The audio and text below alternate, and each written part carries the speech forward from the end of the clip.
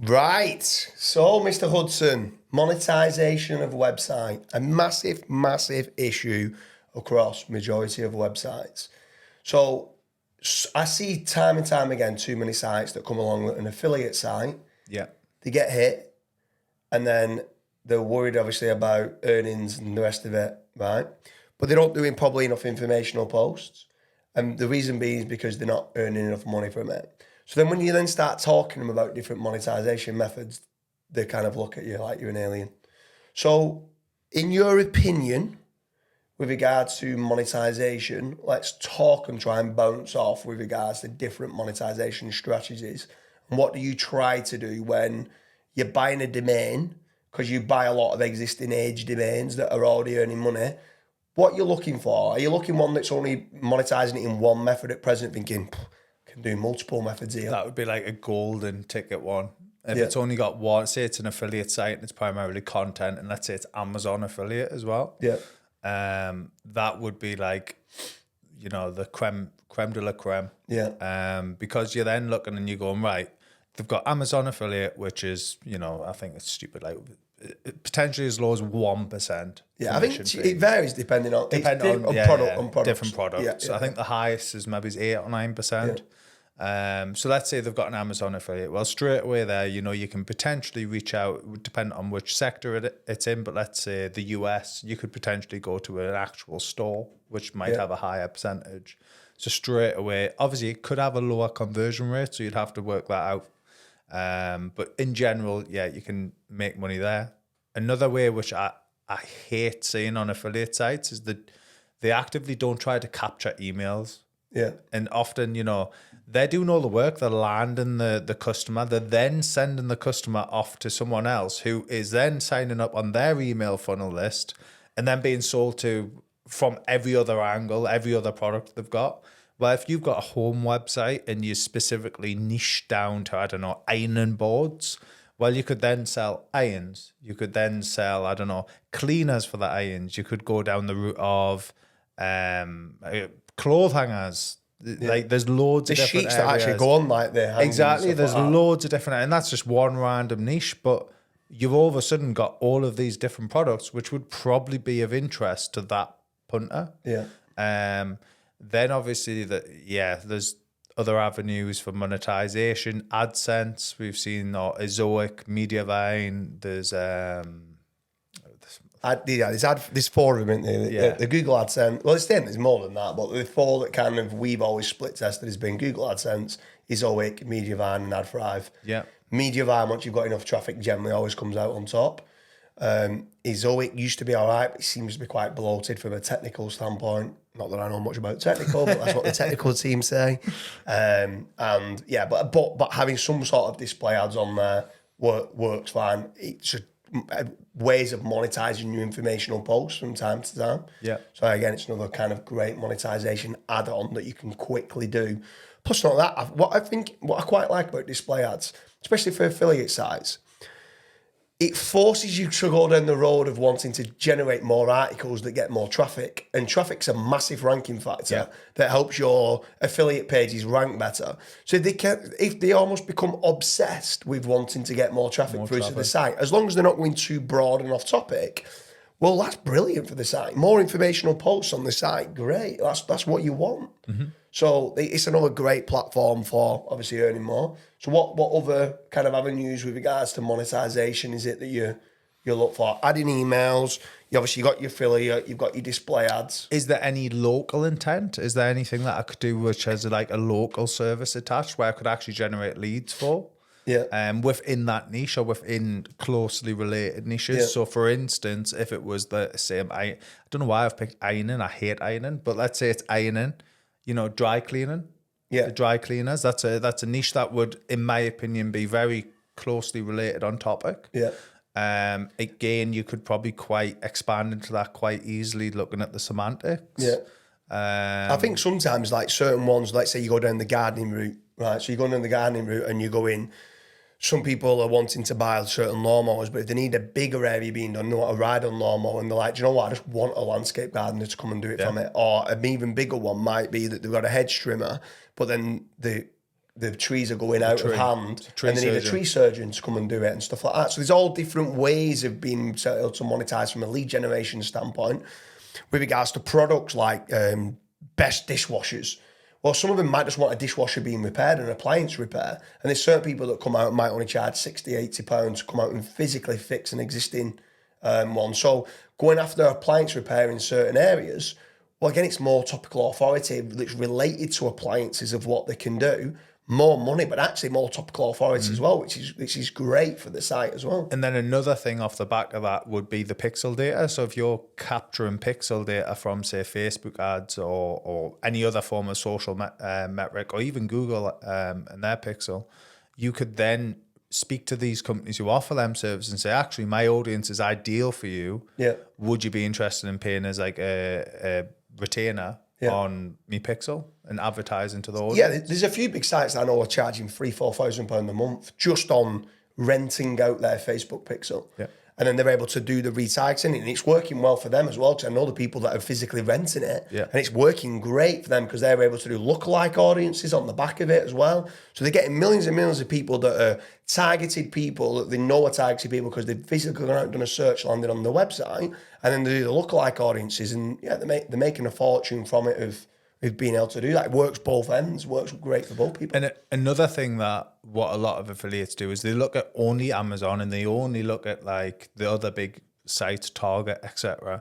But what you could actually do is reach out to the manufacturer, because often these manufacturers have a sales arm, and you can negotiate a better deal with actually the manufacturer. And what you could have is you could have a tenancy agreement, which puts them, number one, it happens a lot in the Dooley will know, in the gambling niche. You get paid a tenancy fee, especially on certain festivals and stuff like that. So like they're selling ad space on there. Some of them, it's not even just being position number one. Some people want a banner in the header, or around the outside, the way you design your site, you have like banners on the outside, or they might just want a pop-up, an exit pop-up, and they might say, I'll pay you £3,000 a month for an exit pop-up. So like there's always other things of selling ad space on the site or selling tenancy deals on the site, which is another great way, another absolutely great way of doing it. Some people are scared of doing this. And I'd say make certain you've got editorial policies in place for this. Selling guest posts on your site. Now, these guest posts on the site that people might want to do, I'm not just interested in going doing 2,000 words of low quality content that's going to end up getting your site being penalised. But if they can contribute to your site, and you can add them as a contributor, and there's someone a lot of these people that reach out to you, they're already in your space. There could be a brand that want you to do a review of one of their products. They might give you the product for free. You can do an unboxing, you can do a video, you've got unique images. But then they basically turn around to you and you can add them on, and they'll pay you for that guest post, they'll pay you for that review. And then you just give an honest review about it. But it's about the topic. It's on point. You're getting paid for the guest post. You're getting paid for the review. You're actually getting the product normally sent through for you for free. And it's giving unique content on the site, which we both know. Obviously, the unique side of it and the information gain of it is another great way of monetizing different ways. So would you say there's any others that if you look at a site and you wanted to buy it, you would think, ooh, it depends. I suppose it depends on the niche. There's other things you can do. So let's say you're in SEO industry, right?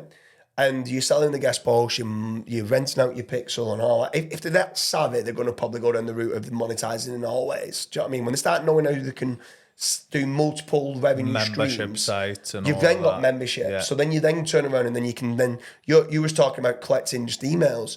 Forget just collecting emails. Get them added into a Facebook group. Get them subscribing to your channels. Get them subscribing and thing on your YouTube channel.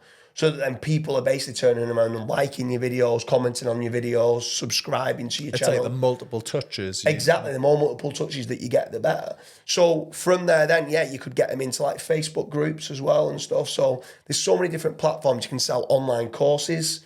And then you can get them into private groups if needs be, paid private kind of subscription basis of where you can do it for monetization as well. And then I guess you can then go down the route of events, virtual events, physical events. We attend a lot of masterminds, we do a lot of virtual ones as well. There is always the route of monetization down that way. Yeah. This is going to put you on your back foot a little bit. What's the best route of monetize? Arguably that you've not thought of before, and it's kind of shocked you that it was monetized that way? That you've seen? Do you know what? Like, I feel like I'm very good with monetization. I'd say monetization in business is one of my key strengths. So there's times what I would say that I've done that I've never really got. It's never been a wow factor that somebody else has done. Or there might have been little bits that I've gone, oh, I'll take a bit of that. I'll take a bit of that. But there's never been one like, whoa, my God, that's unbelievable. But there's certain things of where me and Rick built out the finance sector, and what we'd do is we wouldn't just care about one certain product, we'd go quite broad. So what I mean by that is, let's say we knew that someone wanted to have a will that's being written. Generally speaking, having a will that's being written and it's like a legal kind of letter that's being done to pass down to the kids. Yeah. Generally speaking, the demographic is they're going to be 55 generally plus. So they're going to be an older person. What else might they want in their life at this present time? Sometimes when they're writing... Funeral insurance. Funeral insurance is another great one that they might want. So we always look at not just how can we monetize that site, but how can you're almost saying capture their email. How can we cross-sell and upsell different products? So they also might be wanting to do some equity release. Yeah. They might have a house with quite a bit of equity in the house, and they might go, do you know what? The fact that they're even thinking about having a will, they're kind of half thinking about death, thinking that they're not far off and they need to be passing money down. They might also then be thinking, do you know what? I've got grandparents, I've got kids. I want to take some money out of my house. I want to enjoy myself. And I want to try to make certain that I'm going to do this dream cruise that I wanted to do. I'm going to do an extension on my house. I'm going to do something like that. So the cross-sells and the upsells of how one business can lead into another business is huge. Like, look at kind of how we go around acquiring doing certain investments. We'll go on and acquire someone that's doing just selling citations, but we then know if they want citations. Why do they want citations?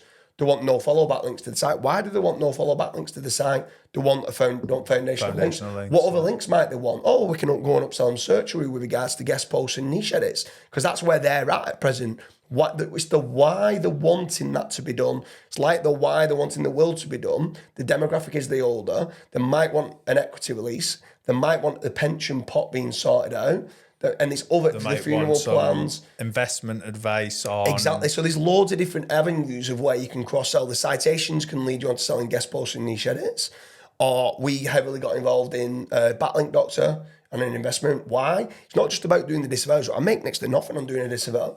Right? But we then know that the client then might put some trust in us to say, we can build you no toxic link. We understand what a toxic link looks like. I want a link rejuvenation plan. And hopefully then they put the trust in us for then us to be able to do the backlinks moving forward. So it's just little avenues like that from monetization's point of view. What sites can you build?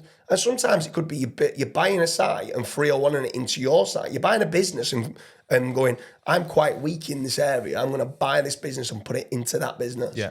So that's where sometimes on the monetization and the investment. And then with that, would you then build the cluster on the website you've already got? Oh, absolutely, yeah. And then do a 301? Yeah, for sure, yeah. Because obviously citations, you want to do all the benefits of the citations. You want to make certain they're talking about the no follow to do follow kind of ratios and all the rest of it. So it's just basically people do not monetize sites enough.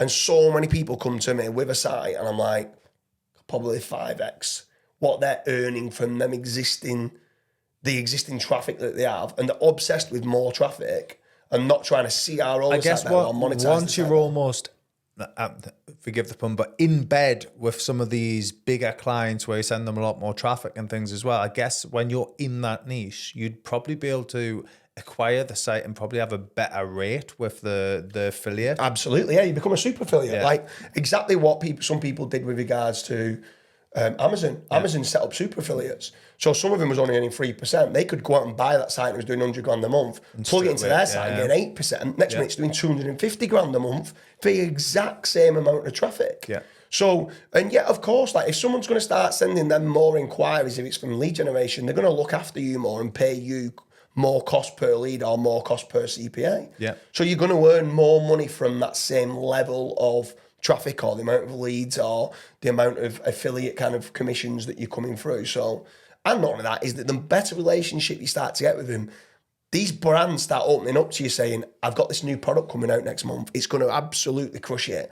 You're the first to know about it. You're the first to review about it. You've got the information gain. Like straight away, you're the first to review that product. You've got the pictures of it. You become the resource of it. And everyone's then linking back to you. And next minute, sites can blow up. So I think monetization isn't talked about enough from my angle anyway, which I'm kind of glad with, because I've always been down the route of an investorpreneur. Gives to kind us of a lot look more. at a lot more opportunities to kind of bite into it. So, but yeah, let's hope people listen and try to start monetizing. Don't implement any of that. Yeah. Anyway, over and out. Make sure you like and subscribe, and we hope you like the monetization strategies for how you can monetize, whether it's an affiliate site or lead gen site or display ad site, better into 2024.